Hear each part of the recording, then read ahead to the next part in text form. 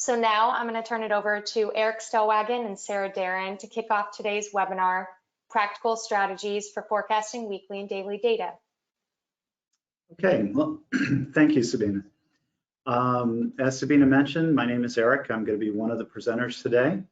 As the slide mentions, I am the CEO and a co-founder of Business Forecast Systems, which is the company that develops and markets the Forecast Pro product line.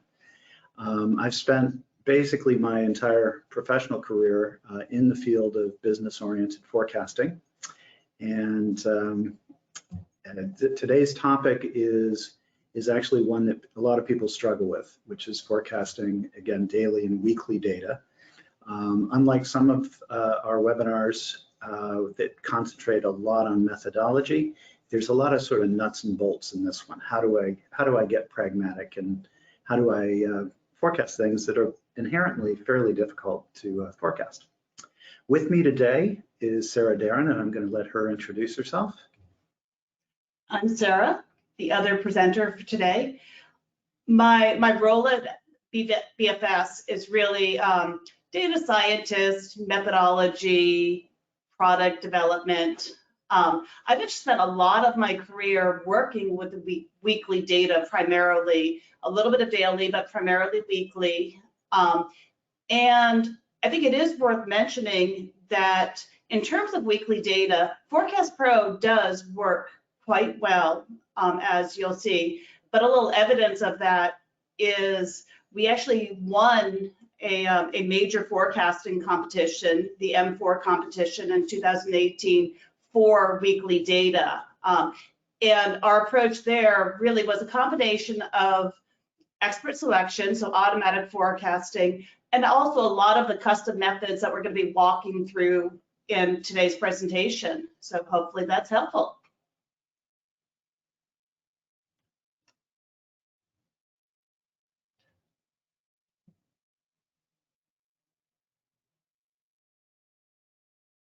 So first, we're going to go through a roadmap of how we're going to be spending our time during this webinar.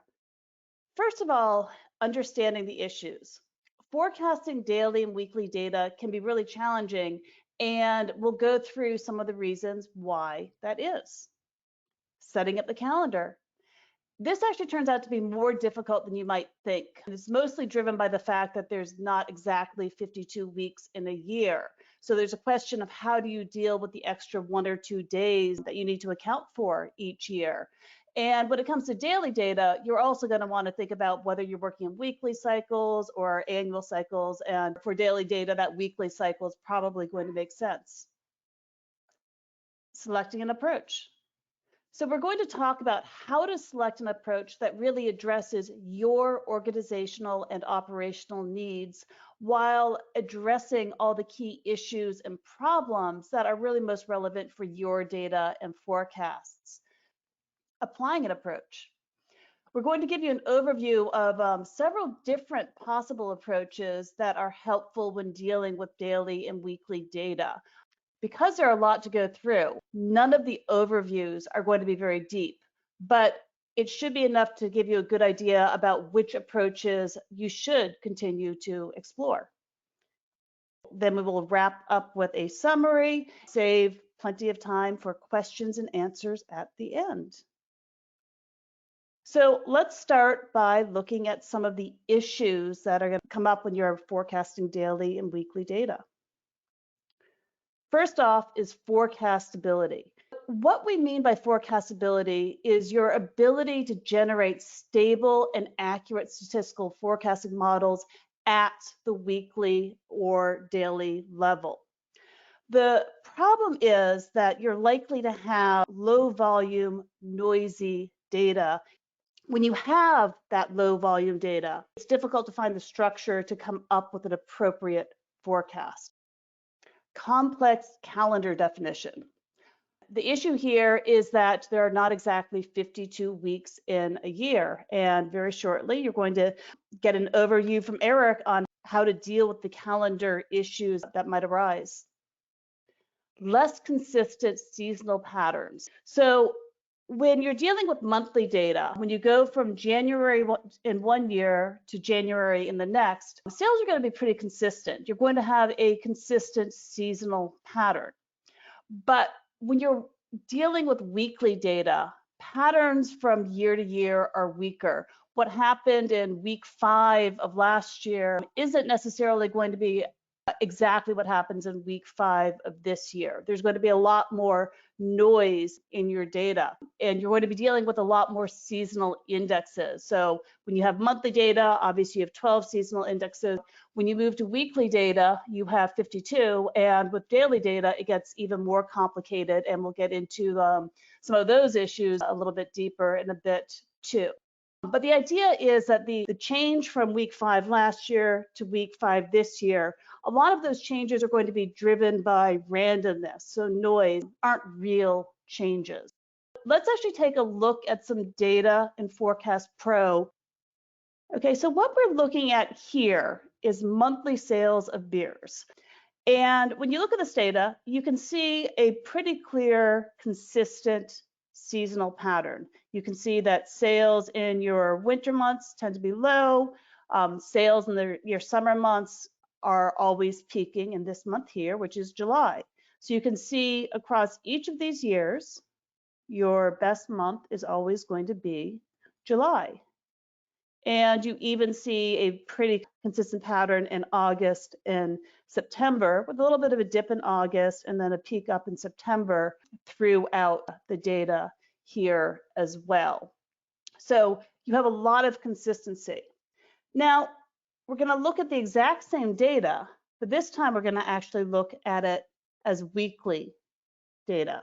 Again, this data comes from the exact same transactional database.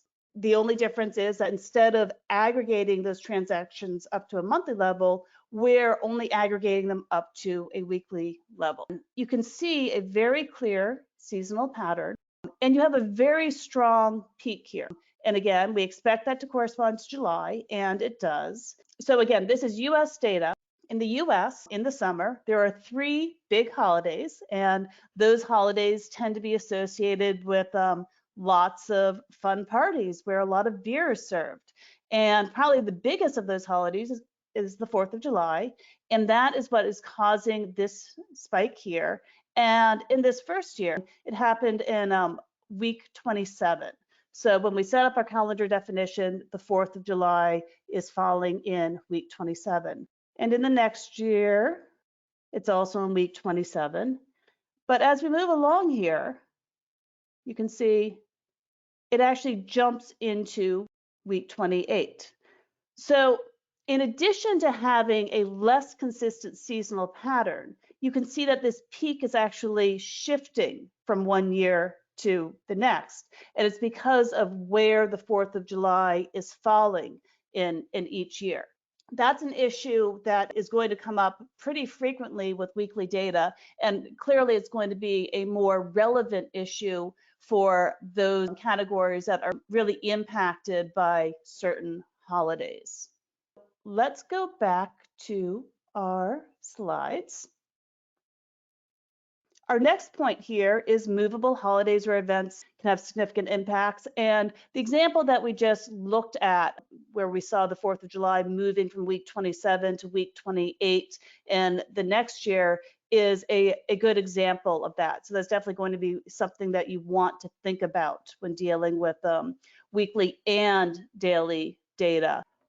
Complex seasonal patterns potentially include multiple cycles. So you can have, for example, a day of the week impact and also a month within the year impact.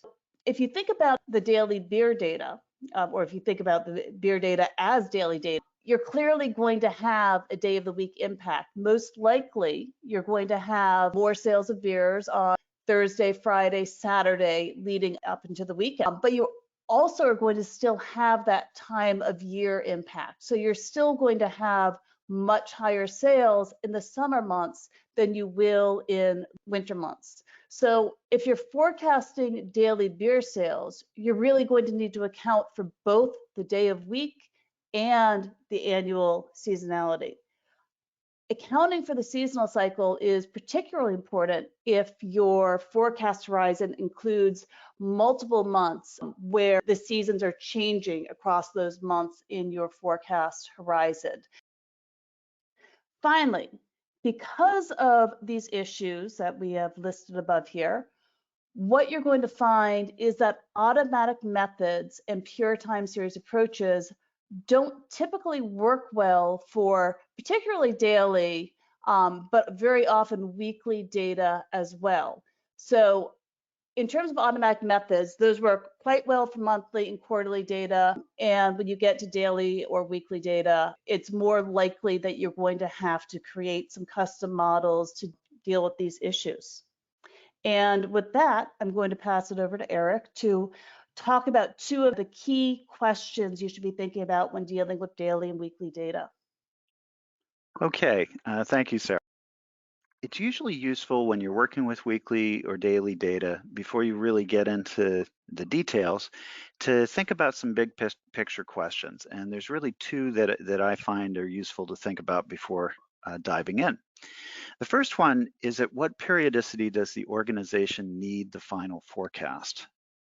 So what I'm not asking is what data we should work with, but what I'm asking is, what does the organization need in the end when we're done? So generally speaking, the lower the periodicity, the less accurate the forecast. This should be intuitive, and Sarah has already brought up some of the reasons why this is the case, but it's more accurate, generally speaking, to create a monthly forecast than a weekly one. And a weekly forecast is going to be usually more accurate than a daily one. Why? Because the higher the periodicity, so the higher volume that you have in terms of the demand, and the more structure that the data exhibit, and therefore the easier to forecast. There's also, as we progress, we'll see there's other considerations that also make this true. But again, it's easier to forecast at higher periodicities than lower ones. So we want to remember what I call the KISS principle. Keep it simple. We only want to create low-level forecasts if they're really needed. And what you sometimes find is that management may ask for a lower level forecast than they actually need. And sometimes that you can be the victim of your own success. So that you're generating a weekly forecast and you're doing a good job, and management comes over and says, this is really useful. Can I get a daily forecast? Because it might be interesting on a daily basis. The question here again is, do we need it at the day? And if the daily forecast is not going to be used directly, then you should probably push back to management on this. And you should say, look, I can create a daily forecast, but it's going to take me a lot of time. I'm going to be spending a lot of resources on this. And when I'm done, it's not going to be as accurate as the weekly forecast that I've been generating, because it's inherently harder to forecast daily data than it is to forecast weekly data. So do we really need the forecast at the daily basis? What periodicity is the need? The second one is, how far out does the organization need to forecast? It should also be kind of intuitive that the further out you forecast, the less accurate the forecast becomes. It's easier for me to forecast demand for next week than it is for 26 weeks from now. So the further out you need to forecast, the harder it is. So there again, you want to think about need. If I need a weekly forecast for the next, say, 4 to 12 weeks to plan, production or ordering or what have you, that's the distance I want to be forecasting. And if management comes by and says, gee, can we get the forecast out for the next year on a weekly basis? You want to say, well, again, I could do that, but it's going to take me more time and I'll need more resources. And it's not going to be as accurate when you're looking at forecast 26 weeks out as it will be when you look at the next few weeks, which I'm forecasting currently. Particularly when you sort of have new mandates or recommendations on getting more detailed forecasts, you really want to consider whether they're strictly speaking needed.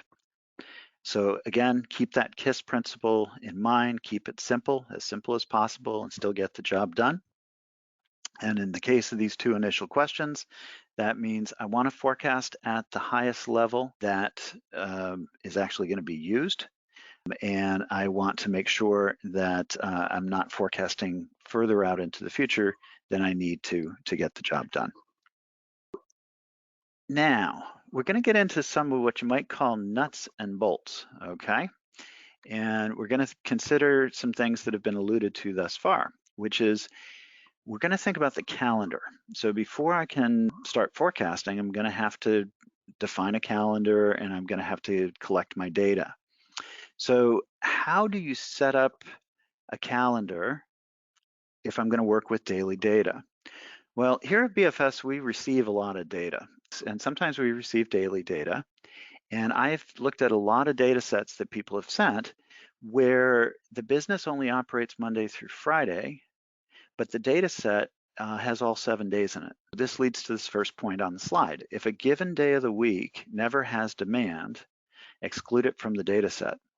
So if there's no demand on Saturdays and Sundays because we're not, registering orders into our database on those days, don't include Saturdays and Sundays. We don't need to forecast demand on Saturdays and Sundays. We already know it. It's 0.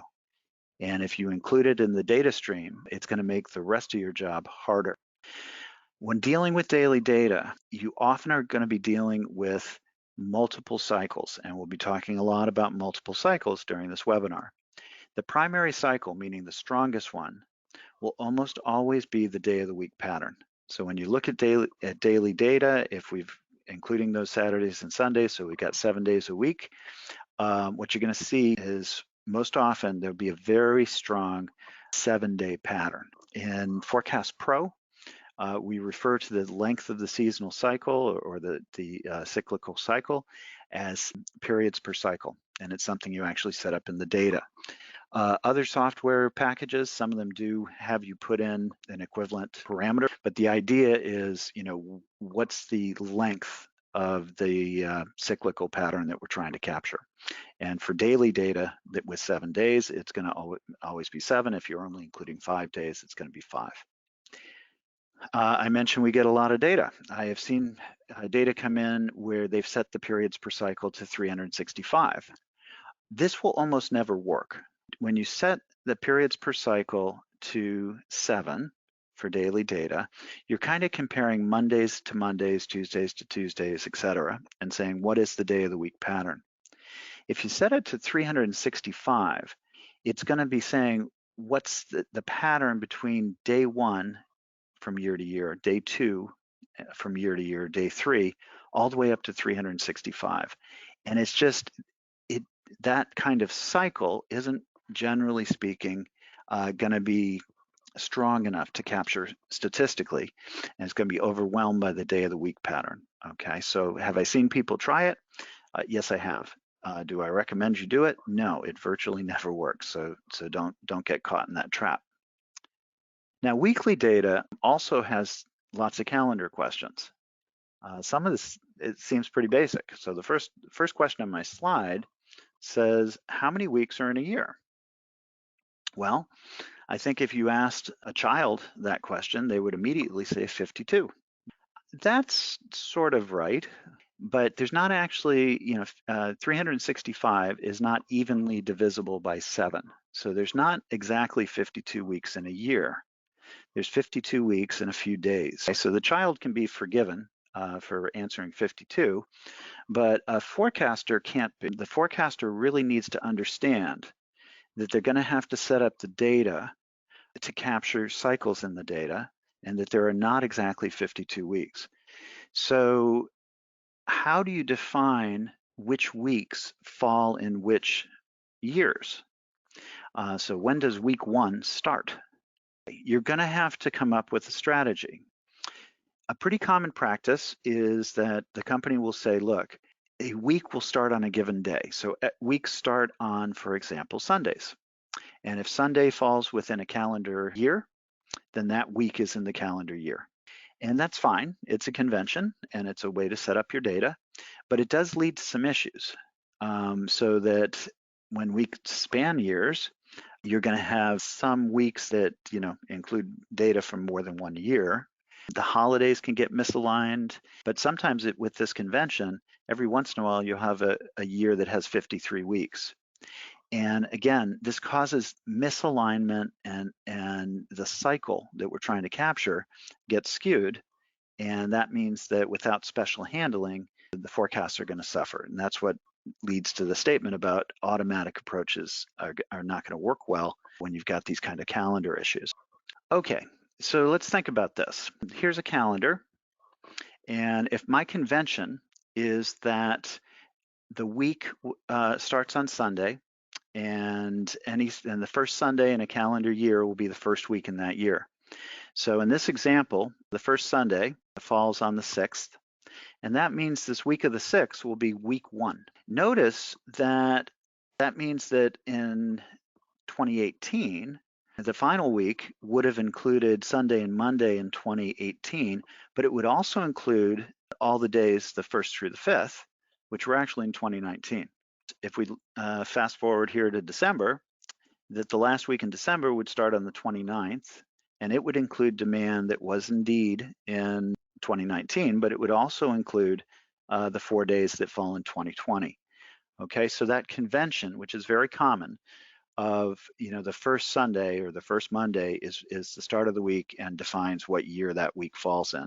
It leads to problems, and it gets things misaligned. Now, how do we solve that? Well, one option, it's not an option I recommend, is let's ignore the whole thing. Okay, so we ignore the fact that everything's misaligned, and we just use our convention about the first week. And every once in a while, we have 53 weeks in the year, and the holidays jump around, and we use a whole lot of judgment. We generate a forecast, and then we kind of scrutinize it and pull out a calendar and say, oh yeah, but the New Year's Day is actually falling in this week, so let's move some volume around and do some judgmental adjustments. Okay, have I seen it done? Sure, but it's not a good way of doing it. It's time consuming, and the forecasts are going to suffer. So what's another way? Well, I've seen companies enforce that every year would have 52 or 53 weeks. So their convention here is going to be to create what you might call a forecasting history, where they've looked at the actual calendar and they've said every year rather has 52 weeks. And I'm going to have to do some manipulation to the data about the fact that I've got some days that span the calendar. So that's not that hard to do. But again, now I've got sort of what you might call the calendar history, as well as the history I've created to generate the forecast. The good news is that if you do this, then it lines stuff up. Most of the holidays, not all of them, but most of them are going to consistently fall in the same week. On the other hand, it's going to be more complex to execute or to create and maintain, because now I've got, again, this necessity of creating a forecast history. The last one on the slide here says understand all the issues and create a forecasting model that accommodates them. And this, of course, is sort of the recommended approach. Realize all the challenges that we face when forecasting daily data, and we're going to think about it and make sure that our model accommodates that. So it requires a custom approach, and that means, again, the automatic algorithms aren't going to perform as well. So the second one, this enforcing 52 or 53, it gets you pretty far, and it also means that the automatic approaches will work pretty well. The third one requires more handcrafting, but can really accommodate almost anything if you're clever. Okay, so with that, we're going to move away from the data consideration piece and start to think about what are some of the approaches that we use to generate forecasts. So as Eric said, we're now going to talk a little bit about choosing an approach. And when you're choosing an approach, it's going to be useful to think back to those two initial questions. And they really have to do with your organizational needs. So at what periodicity does the organization actually need the final forecast? And how far out does the organization need to forecast? So these two things are really going to guide you in terms of deciding what your issues are and what approach you should be adopting. There are a few other questions that you're going to want to think about as well when you're choosing an approach. Again, you're going to want to think about whether your data is forecastable at the needed periodicity. If it's not forecastable at the needed periodicity, you might want to think about some techniques that might allow you to forecast at a higher level and then still create forecasts at that needed periodicity. And we'll take a look at some approaches that do allow you to do that. Do you need to forecast the impact of holidays and events that are moving around the calendar? More often than not, the answer to this question will be yes. It really can be pretty hard to avoid holidays moving around the calendar quite a bit when you're dealing with either weekly or daily data. And it's pretty unusual for products to not be somewhat impacted, at least by holidays. If you're not impacted by holidays, that's great. But more often than not, this is something you are going to need to think about. Do you need to forecast multiple cycles? If you're dealing with daily data, it's likely that the answer to this question is going to be yes, because you are going to have that day of week cycle as well as the time of year cycle. But even with daily data, there is a question of, is it really relevant? If your organization does not need to forecast very far into the future. So if you're only forecasting, say, maybe 2 to 4 weeks out, you might actually be safe not having to worry about the time of year impact, so that annual seasonality. But as your forecast horizon gets longer than that, as you get 1, 2, 3 months out, a year out, you're really going to want to make sure that you're accounting for both of those cycles. So let's look at an overview of some of the useful methods you might want to consider. First off here, we have time series, and this includes automatic traditional methods, things like exponential smoothing, Box-Jenkins or REMA. It does not really include automatic machine learning, which you see listed at the bottom here. So these kind of traditional time series are something that you can consider, particularly if you do that kind of forecast history approach, making sure that your data is aligned from one year to the next. But in general, it is going to be challenging to use time series for daily and weekly data. It's not good for low volume, noisy data. It does not accommodate movable holidays, and multiple cycles are not accounted for. So there might be some circumstances where time series, automatic time series does still work. For example, if you're using weekly data that does not have multiple cycles and you have enough volume and structure in the data to support modeling at that periodicity, and you don't have to worry about holidays too much, it might make sense just to go ahead and use automatic time series. So next up is bucket conversion. We actually recommend bucket conversion as a technique pretty frequently. The reason for that is that it really does help with two of these key issues. If you have low volume data, you tend to not be very forecastable. And the idea is that you actually do aggregate up to a higher level to do your modeling. So by doing that aggregation, you get around the low volume issue. You're also able to handle multiple cycles using bucket conversion, and we'll show you the details of how exactly that is done a little bit, both technically, and we will take you through an example.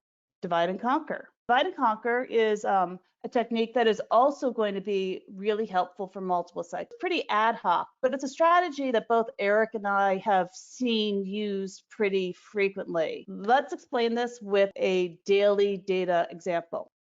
What you're going to do with the divide and conquer is you're going to create a separate data stream for each day of the week. So for example, you'll take all the Mondays in your data and you're going to have a Monday data series. You'll take all your Tuesdays and you'll have a Tuesday data series.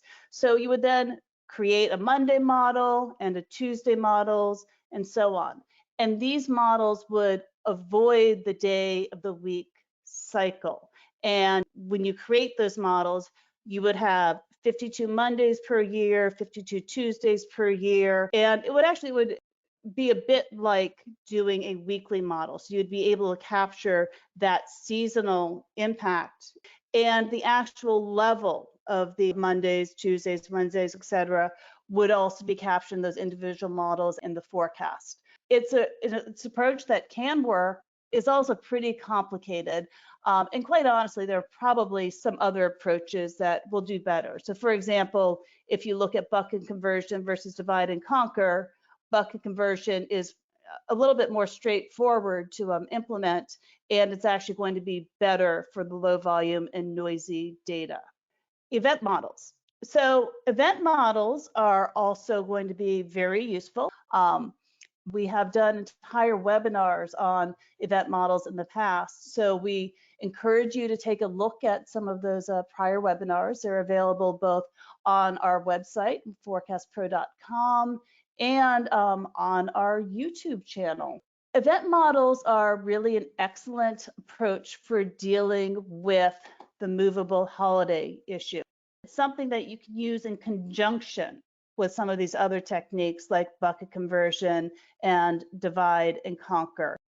These methods are not really mutually exclusive. Using event models in conjunction with, say, bucket conversion is really going to change something like this warning sign into a check.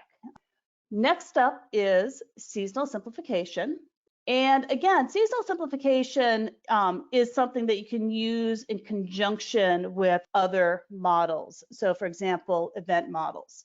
It's not really a standalone modeling approach. It's a technique that you can use within some of these, particularly within exponential smoothing, and event models are an extension of exponential smoothing. But you can use it within exponential smoothing to simplify the seasonal pattern. So one of the issues that you have with weekly data is that you have 52 seasonal indexes if you're using exponential smoothing. And that's a lot. There's going to be a lot of noisiness in those seasonal indexes. Seasonal simplification buckets some of those indices together so that instead of 52, you might have, say, 13 indexes. So you might group together weeks 1 through 4 into one bucket, 5 through 8 into one bucket, and so on. So it essentially puts more structure on the model, which means that it can handle noisy data a little bit better than if you were not using seasonal simplification. And next we have dynamic regression. Dynamic regression is really good at handling movable holidays, and that's why we have the check mark here. But when it comes to multiple cycles, in theory, you could capture multiple cycles with dynamic regression if you specify the right model for your data. But that can be challenging, and you might not actually be able to get dynamic regression, no matter how hard you try, to capture those multiple cycles. It's something that you might want to look at, but it's probably going to take a lot of work, and you're not guaranteed success. Machine learning. Machine learning can handle low volume, noisy data better than time series approaches. But again, it can't, if you have really noisy data, machine learning is better at detecting what's noise and what's, say, real signal than some time series approaches, but it isn't always going to get it completely right. So if you can eliminate that noise in the data by aggregating up, that's still going to be better than saying, okay, machine learning can handle it. Machine learning is actually pretty good at these other two things. So machine learning, like event models, can handle movable holidays and like regression. And machine learning is also pretty good at multiple cycles. So like regression, it's not absolutely guaranteed that you're going to capture both of those cycles. If you want to guarantee, you're probably a little bit better off going with bucket conversion. But the reason why we have the check here, as opposed to our warning sign, is that you have a really pretty good chance of capturing those cycles. So there's no guarantee, but you're more likely to be capturing those cycles than you might be with, say, dynamic regression. Okay, now we're going to sort of take a look at some of the methods that we've started to talk about. This webinar is less about going exhaustively through how methods work. It's more giving you ideas about how to tackle daily and weekly data. What are event models? Well, they're an extension of exponential smoothing. Whereas exponential smoothing, the Holt-Winters standard models, are ways of forecasting trends and seasonal patterns. Event models allow you to bring in what's called event schedules and to have those events that occur be captured by the model. And we'll see this in action. They're very useful when modeling weekly and daily data sets because they're good at capturing things that are moving around the calendar. And with daily and weekly data sets, you have a lot more things that move around the calendar than, say, when you're working with monthly data or quarterly data. They can also be used for this method called seasonal simplification. And we'll take a peek at that as well. But I'm going to do this by example. So we're back to the beer data that we were looking at earlier. And we see that, again, it's very seasonal. She had pointed out the summer holidays are pretty easy to pick out as well. And what you're looking at is sort of the default out of Forecast Pro. So if we just hit expert selection, we're going to use a time series projection, and we get a forecast here. And it looks pretty reasonable. But if you start to take a closer look at this, you may find that there are a few issues. So I'm going to zoom in. And this allows us to see how well we track the data. And if I look through this, I'm going to find things like this, where we predicted that we'd have the demand here in week 27, but it actually occurred in week 28. And this is the case where the 4th of July week moved. And Sarah had pointed that out to us earlier. But you can see it causes an issue here, and worse yet, if it moves during the forecast period, it's particularly important that we understand where that peak is really going to fall, and our current model can't accommodate it. So back to that matrix slide, we're on that first row of time series extrapolation, and we're illustrating that it's not capturing the things that are moving around, these movable holidays. So how does an event model capture this? Basically, event models allow you to define an input, which is a schedule. But basically, we go through and we tell it, week 21 was Memorial Day in 2014, and week 27 was the 4th of July. So you're just going through and you're creating a schedule for when these summer holidays fell, and you cover the historic period, and you also cover the forecast period. So we're creating a schedule that, rather than using a time series method, which assumes things aren't moving, by creating a schedule, we can tell the program how things moved historically, as well as when things will fall in the future. I'm going to go ahead and commit, and that's going to build this event model. And what I want you to do is sort of look at this week here where we missed it and watch what happens with the event. Okay, so you can see we're no longer missing it. Now we have the timing of these holidays. And again, it should be pretty easy to understand that if we supply a record of when the holidays occurred historically and when they'll occur in the future, I can build a model to support that and get the timing correct, and both in the history and in the forecasts. We also mentioned a technique called seasonal simplification, and that has to do with the complexity of the seasonal pattern.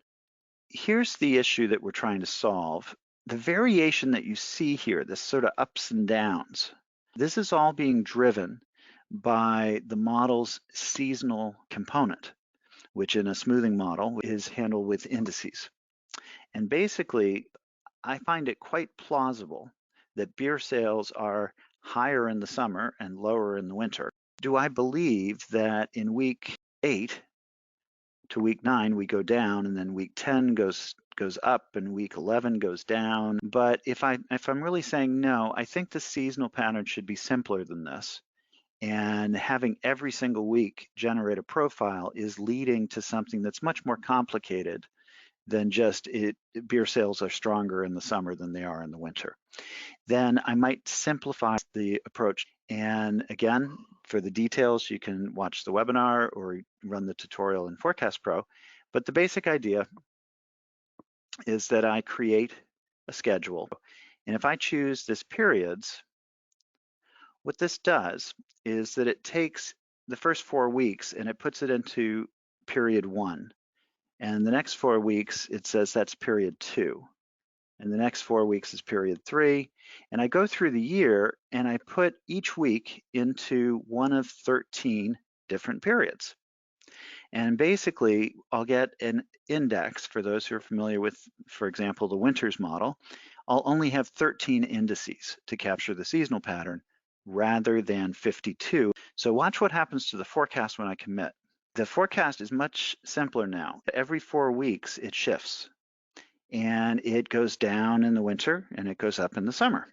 And so it's a much simpler view of the seasonal pattern than what we had when we were using 52 indices. Now, on the other hand, we are missing something here, which is the holidays. And so we could build an event model that incorporates both. And you can see the schedule is putting each one into a period, just like the seasonal simplification. But when you come across the holidays, they have their own special event. And watch the forecast as I commit to this one. And we end up with a forecast that not only simplifies the seasonal pattern, but also includes special handling for the holidays and has a record of when they occurred historically and when they'll occur in the future. So let's go back to our slides. Now, we've talked a bit about bucket conversion, but we haven't explained exactly what it is and how it works. I'm going to go through some of the concepts in words, and then Sarah will provide an example. So here's an issue that bucket conversion is often applied to. The company needs to have a daily or weekly forecast, and you try to work with it. And what you discover is that it really doesn't support statistical forecasting models, that it's not forecastable enough, and that you're not generating a very good forecast. What do we do? So let's concentrate on, I need a daily forecast, but when I look at the daily data, it's too low volume and too noisy to get a good forecast. So what do I do? Well, one solution would be to aggregate to a higher level. Rather than forecasting the daily data, let's aggregate the daily data to the weekly level. And we can forecast at the weekly level. And then as a final step, we'll need to allocate our weekly forecast down into a daily forecast. And the example on the screen, we're showing a weekly volume of 100, but I want to get a daily forecast. So I want to know how to break down that 100 units into Monday through Friday. So in this example, let's say we don't have demand on the weekend. How do we do that? Well, it can take different forms. One way we could do that is what's called a flat allocation. Take that 100 and just evenly distribute it to each day of the week. Another thing we could do, and it's probably the most common thing that I see in practice, is to use a proportional allocation. Take that 100 and allocate it based on historically what's the breakdown been for the days of the week. A third one, which is sort of the most complex of the three, is to do what's called proportional allocation, but base it not on the history, but rather on the forecasts. And this is called bucket synchronization. And the concept is we generate a weekly forecast, and then we actually generate a daily forecast, and then we reconcile the two. Let's look at a chart that explains how this works. So back to our example, we've got a weekly forecast of 100, and our challenge is to now push that down into Monday through Friday. With a flat allocation, each day would get 20 units. With a historic allocation, I would look at the history.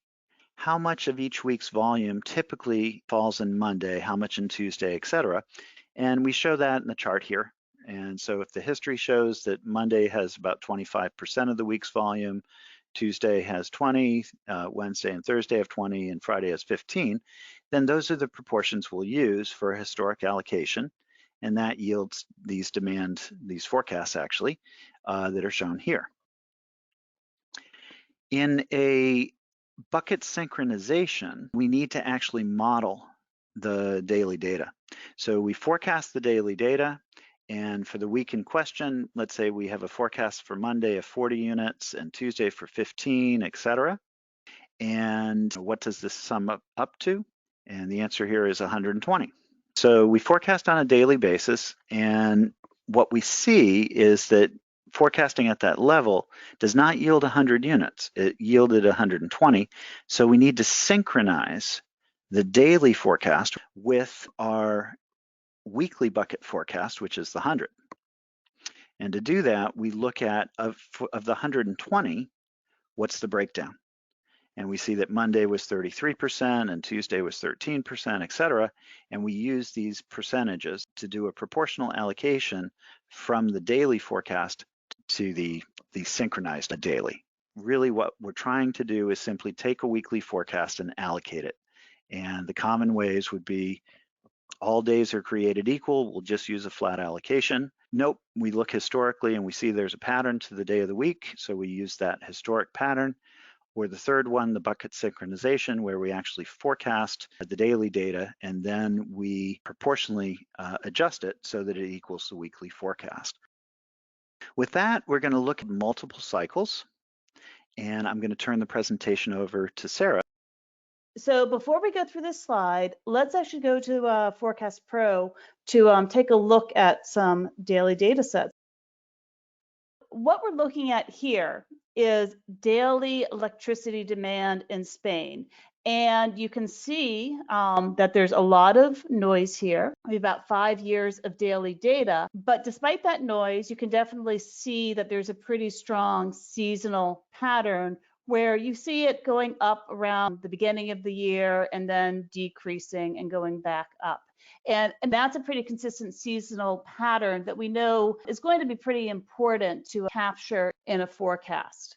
But the other thing is that there's also a strong day of week cycle impact here. So if I zoom in on the data, you can see that each week has a very strong consistent cycle. So that is also going to be something that it's really important to capturing in a daily forecast.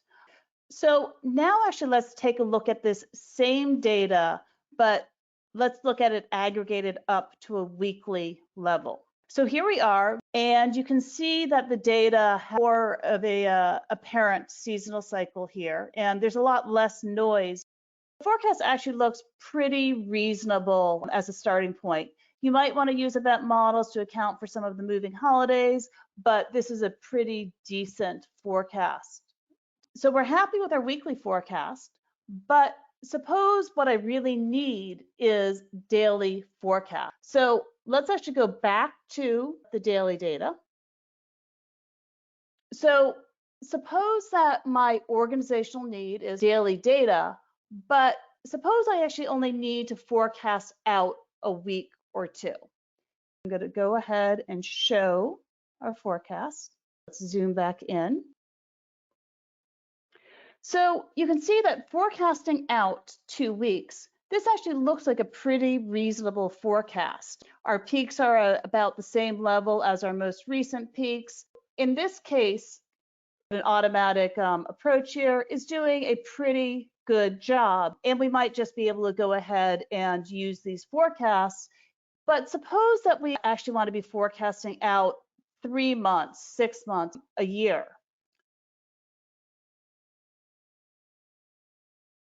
And I'm going to zoom back out so we can see what that forecast looks like. And we are not capturing any of the seasonality. So in terms of a full year forecast, we're not doing a very good job here. That goes back to the fact that if you're using automatic time series methods, you're not going to be able to capture those multiple cycles easily. If we zoom back in, you can see that yes, we're definitely capturing that day of week cycle quite well, but we're not capturing any of that seasonal cycle. So what can we do? There are a couple of different approaches. One of them was divide and conquer. Let's suppose that this is a Monday. We might put all of these troughs into one series, create a project, forecast the Mondays, then move on to the next day, Tuesdays, and create a forecast for those days, and then we aggregate everything back. So that is one way of dealing with these multiple cycles, but it also involves, in this case, creating 7 different projects, 7 different forecasts. So there's a lot of balls that you would need to juggle. A better approach is bucket conversion. And Eric just took us through the mechanics of how that works. Let's take a look at how you might be able to do that in Forecast Pro. We have a project here where we've created those bucket conversion forecasts. The first step is to aggregate that data up to a weekly level and generate forecasts. Take a look at the weekly data, take these forecasts that we generated, which look very reasonable and are capturing that annual seasonality quite well, export those forecasts, and then pretty quickly within Excel, you can change that export numeric output into the format for external data, and then we're able to import them using the data manager as external data into this project. And we're reading that in here as weekly energy demand forecast in Spain. So that's our starting point. And the idea of bucket conversion is that when we aggregate up our forecasts across the 7 days in each week, it should be equaling our weekly energy demand. So if you look down here, 5,066, and here we have 5,066. What we're doing is we're calculating that distribution that Eric walked us through. So we're calculating how we want to be taking this weekly forecast and pushing it down into the daily forecast. So the approach that we're using here is we're allocating it according to the daily statistical forecast. So up here, we've generated a daily statistical forecast. We're looking at what the sum across that statistical forecast is for the 7 days is. So again, you can see 4857. And then for each day of the week, we're simply looking at what percentage of that total is being contributed by each day in the week. And that's what we have here. Our final line here is taking that distribution. Our example here is taking that 15%, and then it's multiplying by the weekly energy demand. So we're using this distribution, applying it to the weekly demand that we imported as external data, and we're coming up with a bucket conversion. And because this is the last override row, that is what is actually going into the forecast. So let's actually take a look at what that forecast looks like. It seems to be achieving our goals here.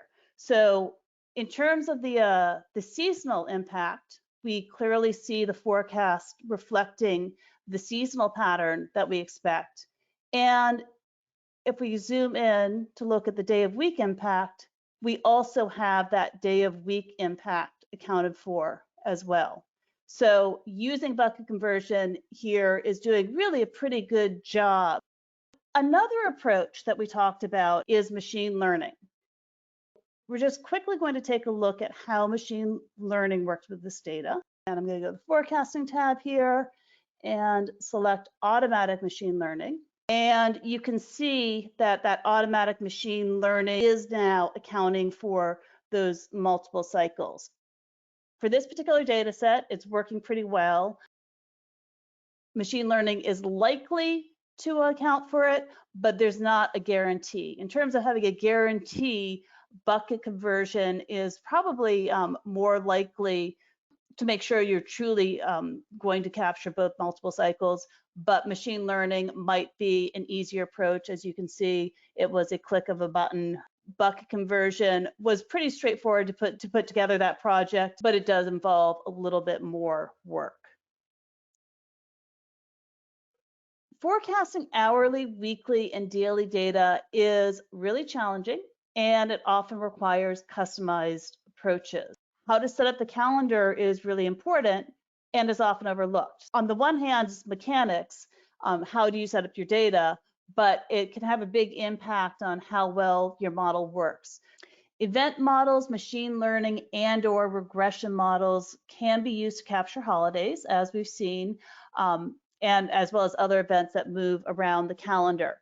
So when you are using even a technique like bucket conversion in the example that we had, when you are choosing an actual modeling technique, so for example, when we're creating those forecasts at the weekly level, it's likely that you're going to want to use one of these other techniques to generate those weekly forecasts and account for some of those movable holidays and so on. And bucket conversion should be considered when the data can't support direct modeling at the desired periodicity, or when longer term forecasts are required. And with that, we're going to conclude this part of the webinar.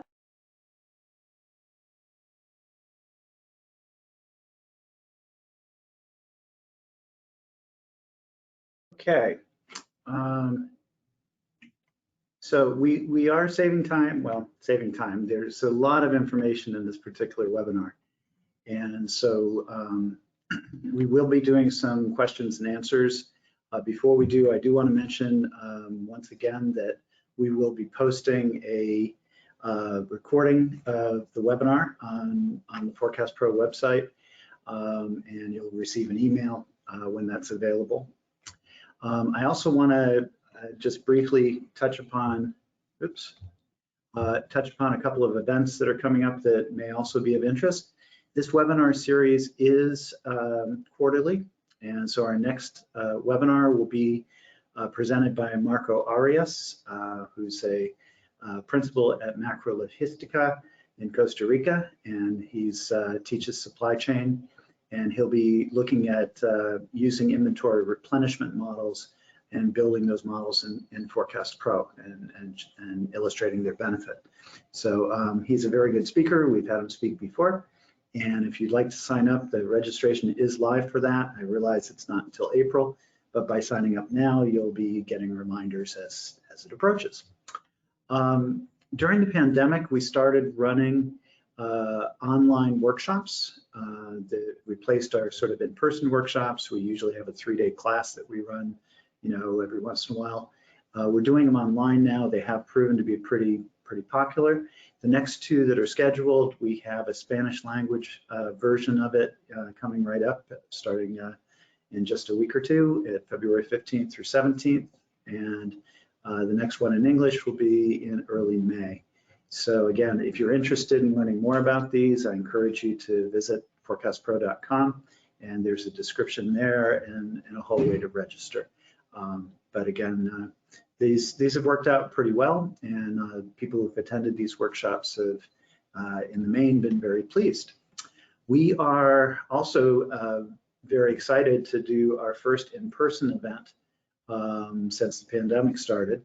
We will be running the Forecast Pro User Conference in Boston, actually in Cambridge at MIT.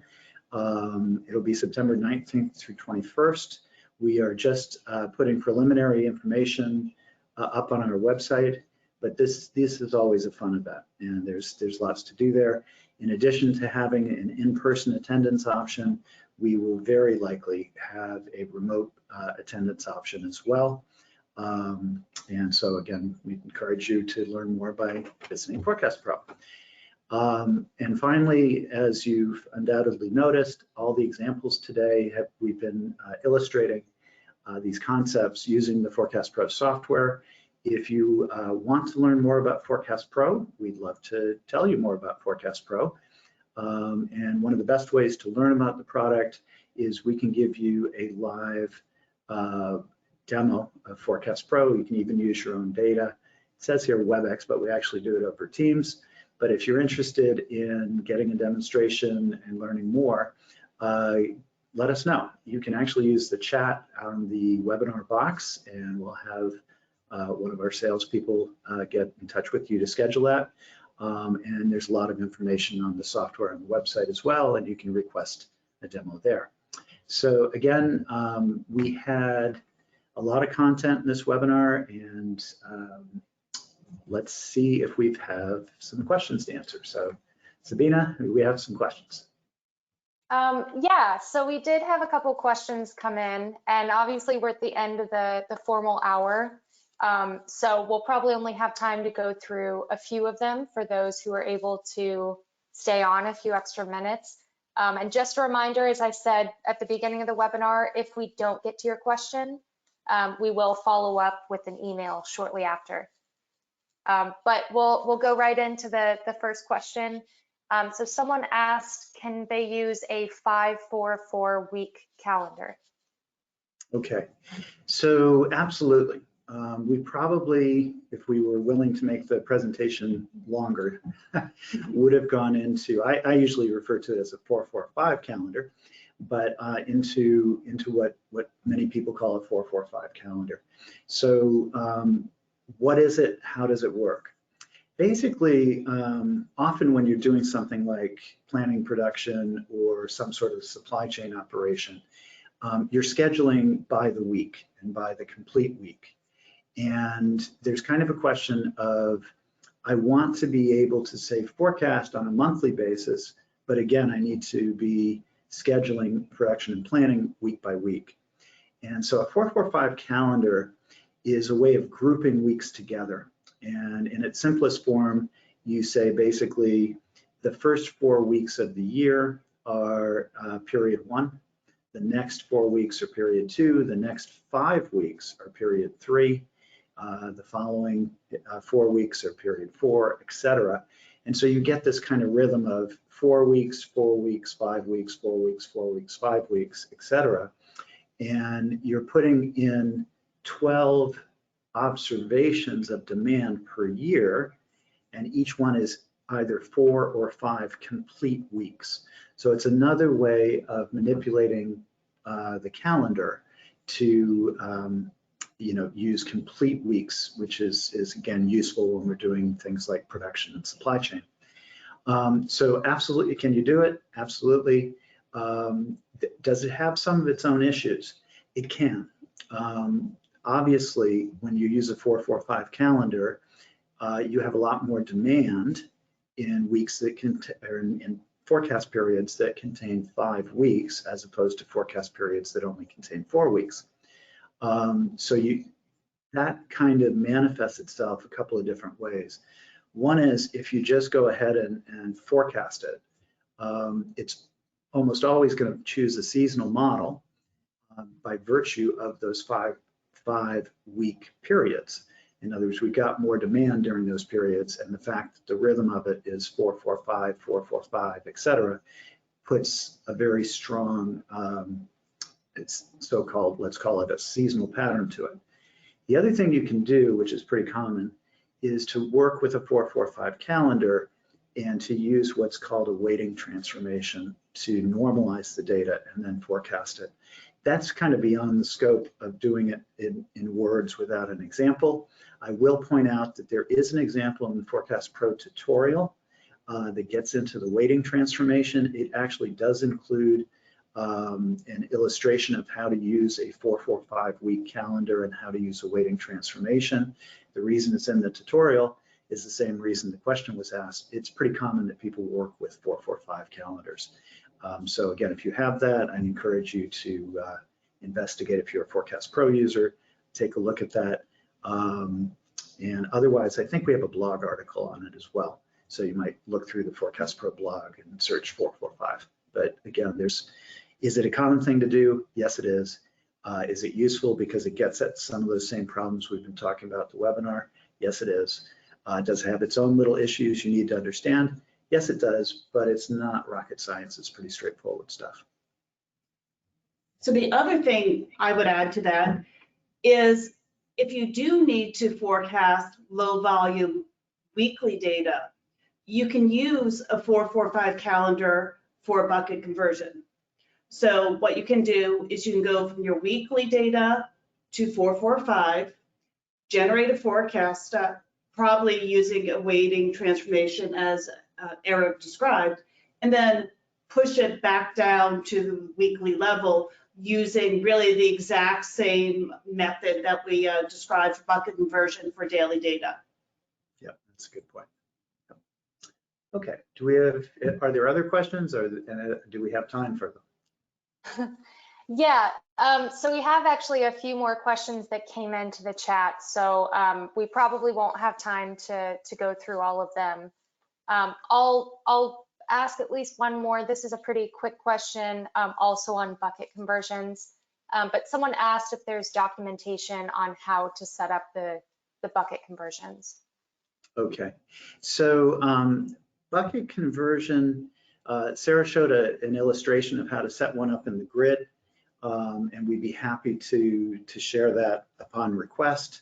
And again, you'll be getting a recording of the webinar so you can go back and look at it. In addition to the recording, you will also have the slides. So we post a PDF and slides there. That also has the slide that I walked through that sort of showed the steps in the different approaches to the bucket allocation and the bucket synchronization.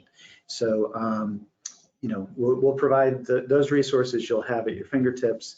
And if you need any additional, as always, we're here. So just reach out and we'll help you every way we can.